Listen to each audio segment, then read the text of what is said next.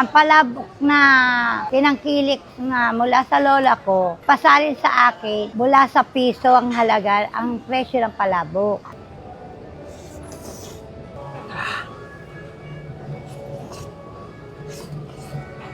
Nabalita mo na ba yung dating trending na palabok dito sa Quiapo na sa halagang 80 pesos? Eh may ganitong palabok ka na sa toppings pa lang, eh siguradong hindi ka titipirin. Kasi paglagay ng noodles, lalagyan na rin agad ng sauce, tsaka lalagyan ng chicharon flakes, tinapa flakes, tokwa, adobong pusit, kalahating itlog, chicharon taba, fried garlic, at onion spring. Eh grabe, panalods yan. Dalawang klase pala yung palabok nila. May mataba at may payat. Meron din sila ditong lumpiang sariwa, puto at halo-halo. Good morning po. Ako po si Nanay Emmy, na kapatid na bunso ni Ate Dada po. Ang tinda po namin ay pansit palabok talaga.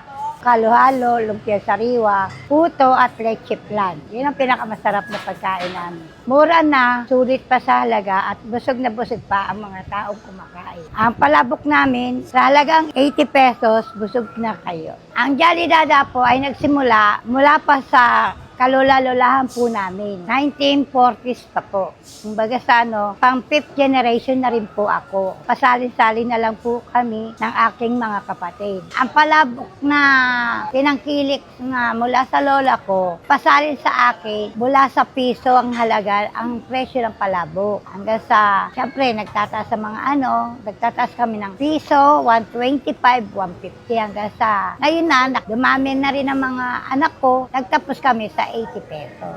Tapos po, ito pong Jolly Dada po na pinamana po sa akin, inaalay ko na rin po sa mga anak ko at apo ko. Kasi yun na po ang nakagista ng mga anak ko na kahit nag-aaral po sila, tulong-tulong na rin po kami ng pamilya ko. Dito na rin po kami nabuhay ng mapayapa na kahit na konting kita, nakakaraos kami sa araw-araw na pagkain. Nag-open kami ng palabok 6 to 7 po ng gabi. At ay mga kabangers, nandito tayo ngayon sa Jolly Dada dito sa Quiapo. Ito yung nag-trending dati na palabok. Subukan natin yung palabok nila. Kumbaga sa tansa ay pansit luglog. Ayan, tikman natin. Meron na siyang may pusit na kasama, tokwa, itlog, tsaka grabe kakaiba may pusit, tsaka itong chicharon. Ayan, grabe. Merong mataba at tsaka meron ding payat. Di ba? Meron din sila ditong puto. 10 isa, 2.20. Tikman natin. Tirahin natin tong mataba, aluin muna natin. Dami na ring laman Ang kakaiba dito, may pusit siya na kasama. Ayan, diba? Kain tayo.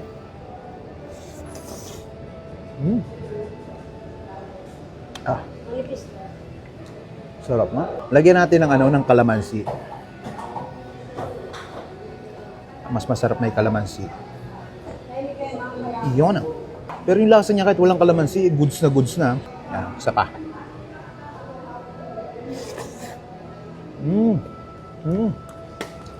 Sarap, solid.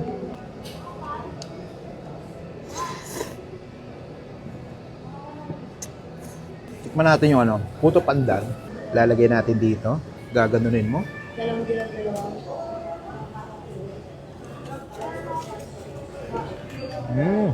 Maganda siya kasama ng palabok. Bagay na bagay.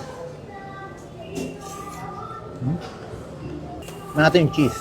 Ang sarap pag nalagay mo pa yung sauce ng palabok.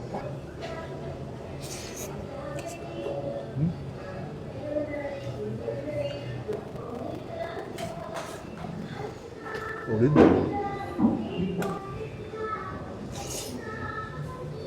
Ayan